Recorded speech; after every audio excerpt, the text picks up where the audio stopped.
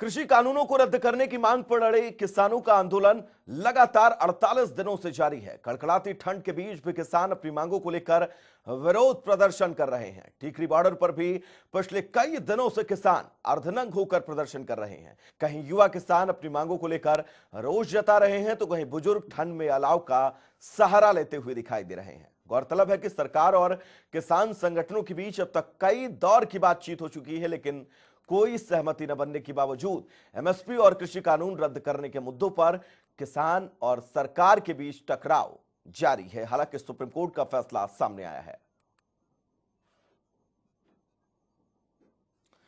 तो चलिए अब सीधा चलेंगे ग्राउंड जीरो पर, जहां पर हमारे सहयोगी भविष्य त्यागी जुड़े हुए हैं तमाम जरूरी अपडेट्स के साथ।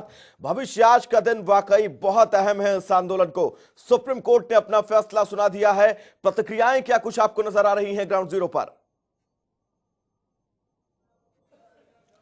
जाहिर तौर पर वैभव, जैसा आपने कहा कि आज का दिन काफी महत्वपूर्ण है। सुप्रीम कोर्ट ने तीनों कृषि कानूनों पर स्टे लगा दिया है। फिलहाल एक 4 सदस्य कमेटी का गठन किया गया है। और देखिए, जिस तरह से सिंघू बॉर्डर से हम लगातार अपडेट्स दे रहे थे, किसानों के बीच क्या कुछ स्थिति है। किसान कह रहे हैं कि हालांकि एक चीज जरूर है, लेकिन सुप्रीम कोर्ट का आदेश सिर्फ स्टे लगाने को लेकर के है।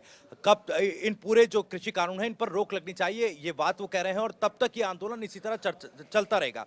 इस वक्त हम वहां मौजूद हैं जहां पर किसान संगठन जो है फिलहाल बैठक कर रहे हैं, मंथन कर रहे हैं, क्या कुछ आगे की रणनीति होगी। तमाम चीजें इस पर निर्भर करेगी वैभव की किस तरह की रणनीति जो है अब किसान संगठन बनाने वाले हैं। देखिए, सुप्रीम कोर्ट में जिस तरह से कल हियरिंग के दौरान सुप्रीम कोर्ट ने कमेटी बनाने के संकेत दिए थे, नाम मांगे गए थे, सरकार से भी कुछ नाम मांगे गए थे और किसानों से भी कुछ नाम मांगे गए थे। हालांकि अब सुप्रीम कोर्ट ने खुद इस कमेटी के सदस्यों के नाम भी तय किए हैं। तो जाहिर तौर पर देखिए, अब कमेटी के समक्ष जब मामला जाएगा, हालांकि लगातार किसान संगठन ये कह रहे हैं, किसान ये कह रहे हैं कि वो कमेटी के सामने पेश नहीं होंगे, क्योंकि लंबे वक्त से, देखिए जब से मामला सुप्रीम कोर्ट में आया है तब से किसानों ने कहा है कि सुप्रीम कोर्ट केवल इस मामले की संवैधानिकता को तय कर सकता है, इसके इंपैक्ट को तय नहीं कर सकता। इसलिए ये जो किसान है और उनकी चुनी हुई जो सरकार है उसके बीच का मसला है। तो ऐसे में गतिरोध जो है वो कहीं ना कहीं यहां भी एक कन्फ्लिक्ट दिख रहा है। अब क्या कुछ आगे की रणनीति होगी। देखिए, जैसा कि कार्यक्रम तय था किसान संगठनों का, विरोध का अपना, या यूं कहे कि प्रदर्शन का अपना कार्यक्रम तय किया था। 13 जनवरी को कृषि कानूनों की प्रतियां यानी कि कॉपीज जो है वो किसान संगठन जलाकर विरोध करने वाले थे। 23 तारीख का जब नेताजी सुभाष चंद्र बोस की जयंती है, उस दिन के लिए भी कार्यक्रम तय था। और खासतौर पर 26 जनवरी को लेकर ट्रैक्टर मार्च निकालने की जो योजना थी किसानों की। हालांकि आपको बता दें कि जो दुष्यंत दवे जो पक्ष रख रहे थे किसानों का, उन्होंने साफ तौर पर सुप्रीम कोर्ट में कह दिया था कि अब जो 26 जनवरी की परेड है वो राजपथ पर नहीं निकाली जाएगी, उसको खारिज कर दिया था। लेकिन आज क्या कुछ इस बैठक से निकलेगा वैभव, ये खास हो जाएगा, क्योंकि 15 जनवरी को 10वीं टेबल टॉक के लिए सरकार की तरफ से वक्त दिया गया था। 15 जनवरी को एक और दौर की बातचीत होनी थी। जाहिर तौर पर अब ये बातचीत होगी या नहीं, इस पर आपसे कुछ ही देर में स्थिति औपचारिक तौर पर स्पष्ट कर दी जाएगी। लेकिन जब कमेटी का गठन सुप्रीम कोर्ट ने कर दिया है तो जाहिर तौर पर अब लगता नहीं है कि सरकार और किसानों के बीच बातचीत आगे होने वाली है। जी वैभव, जी, एक चीज मैं आपसे समझना चाहूंगा, आप वहां पर मौजूद हैं जहां पर किसान संगठन इस वक्त बैठक कर रहे हैं, और यह बैठक बहुत अहम है क्योंकि इस बैठक के बाद किसान संगठनों का रुख क्या है सुप्रीम कोर्ट के इस फैसले पर, यह स्पष्ट हो जाएगा। कितनी देर बाद इस बैठक के बाद प्रेस कॉन्फ्रेंस की क्या उम्मीदें हैं? प्रेस कॉन्फ्रेंस अगर होती है तो आपने टटोला होगा इतनी देर में किसानों के मन को, किसान संगठनों के तमाम नेताओं के मन को, मना स्थिति उनकी क्या कहती है? बिल्कुल बिल्कुल। देखिए, कहीं ना कहीं देखिए वैभव, सरकार पर लगातार प्रेशर तो था ही। केंद्र सरकार पर प्रेशर ये था क्योंकि 48 दिनों से सरकार के इन कृषि कानूनों के विरोध में किसान दिल्ली की तमाम सीमाओं पर डटे हुए हैं। आज जब सुप्रीम कोर्ट ने स्टे लगाया है तो सीधे तौर पर किसान ये कह रहे हैं कि अब भी सरकार को जाग जाना चाहिए और इन तीनों कृषि कानूनों को रिपील करना चाहिए। देखिए, किसानों से पूछा गया कि अब सुप्रीम कोर्ट ने इन कृषि कानूनों पर रोक लगा दी है तो क्या अब इस आंदोलन को खत्म किया जाएगा। तो उनका साफ तौर पर कहना है कि यह आंदोलन इसी तरह से चलता रहेगा। देखिए, हालांकि जब कई और पहलुओं पर किसानों से बातचीत की गई तो जाहिर तौर पर उनका यही कहना था कि जो उनके प्रतिनिधि हैं, जो उनके अगुवा हैं, वो जो बैठक में तय करेंगे उसके बाद ही आगे की बातचीत होगी, आगे की रणनीति क्या होगी इस पर उनके जो प्रतिनिधि है वो जानकारी देंगे बैठक के बाद। तो वही मंथन जो है वैभव चल रहा है, लेकिन किसानों के बीच किसी तरह का जोश उत्साह वो कम भविष्य नहीं जी, हुआ है। एक असंतोष प्रेस जरूर रिलीज जो सरकार को किसान लेकर था, संगठन सरकार के रवैये को लेकर था। जी किसान संगठनों की तरफ से कल रात एक प्रेस रिलीज जारी की गई। उस प्रेस रिलीज में भी स्पष्ट तौर पर यह लिखा गया कि वो सुप्रीम कोर्ट का सम्मान करते हैं और साथ ही उन्होंने ये कहा कि सुप्रीम कोर्ट ने जिस तरह से सरकार को फटकार लगाई है उसको लेकर भी वो सुप्रीम कोर्ट का साधुवाद करते हैं। साथ ही उन्होंने ये चीज लिखी जो सबसे बड़ी बात है कि व्यक्तिगत रूप से माननीय सर्वोच्च न्यायालय द्वारा नियुक्त की जाने वाली समिति के समक्ष किसी भी कार्यवाही में भाग लेने के इच्छुक नहीं है। ये जो बात इन्होंने कही है किसान संगठनों की तरफ से अपने प्रेस रिलीज में कल रात में कहा गया कि किसी भी चीज में वो भाग लेने के इच्छुक नहीं है। हालांकि सुप्रीम कोर्ट का माननीय उच्चतम न्यायालय का वो सम्मान करते हैं। तो क्या अब ये वर्डिक्ट आने वाली प्रेस कॉन्फ्रेंस में बदल सकती है या फिर इनकी जो मांगे हैं, इनका जो ये स्टैंड है, ये बिल्कुल क्लियर रहने वाला है आगे दौर में? बिल्कुल वैभव, देखिए मैं आपको बता दूं, जिस तरह से पूरे मामले पर बातचीत चल रही थी, हमने देखा किस तरह से बातचीत हुई। 5 राउंड की बैठक हुई, बातचीत में कोई निष्कर्ष नहीं निकला। उसके बाद सरकार की तरफ से इस मामले को लेटर डिप्लोमेसी के जरिए सुलझाने की कोशिश की गई।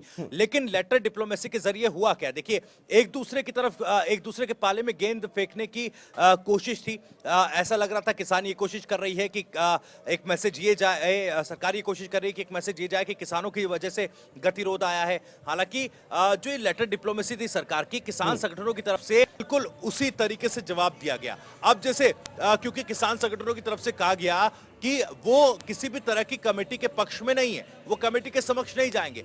इसका सीधे तौर पर मतलब ये था, क्योंकि देखिए जब किसान ये कह रहे हैं कि जो सुप्रीम कोर्ट है वो महज इन कानूनों की संवैधानिकता को, यानी कि कानूनी पहलू को तय कर सकता है, इसकी व्यवहार्यता को, इसकी अवांछनीयता को तय नहीं कर सकता, इसके इंपैक्ट को तय नहीं कर सकता। इंपैक्ट को लेकर ही ये लड़ाई सरकार के साथ है, यानी कि उन लोगों के साथ है जिनको किसानों ने चुनकर भेजा है। तो जाहिर तौर पर ऐसे में अब क्योंकि एक रणनीति बन रही है, लेटर डिप्लोमेसी को लेकर भी एक रणनीति किसान संगठनों ने बनाई थी। उसके बाद स्थिति यहां तक पहुंची सुप्रीम कोर्ट में, जो आज हियरिंग हुई, कल जो हियरिंग हुई, उसके बाद स्टे लगा दिया गया। तो जाहिर तौर पर हो सकता है, यह भी संभव है वैभव कि कहीं ना कहीं अब कमेटी के सामने भी किसान जा सकते हैं, अपनी बात को रख सकते हैं, उसके जरिए भी एक समाधान निकलने की गुंजाइश है, उम्मीद जरूर है। लेकिन क्या कुछ रणनीति होगी, देखिए क्योंकि कार्यक्रम किसानों का पहले से तय था। और सबसे बड़ा सवाल ये कि क्या बॉर्डर्स खुलेंगे, क्या ये आंदोलन खत्म होगा सुप्रीम कोर्ट के आदेश के बाद, क्या किसान अपने घर वापस लौट सकेंगे जो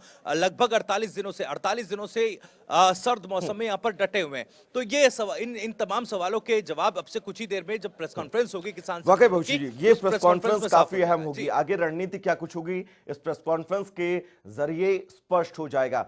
एक चीज मैं आपसे भविष्य बहुत बारीक समझना चाहूंगा कि जब से किसानों ने इस आंदोलन का ऐलान किया, इन 3 कृषि कानूनों को सरकार लेकर आई, पंजाब हरियाणा के तमाम अलग अलग जगहों पर प्रदर्शन जारी था। 26-27 तारीख को दिल्ली कूच करने की बात कही गई।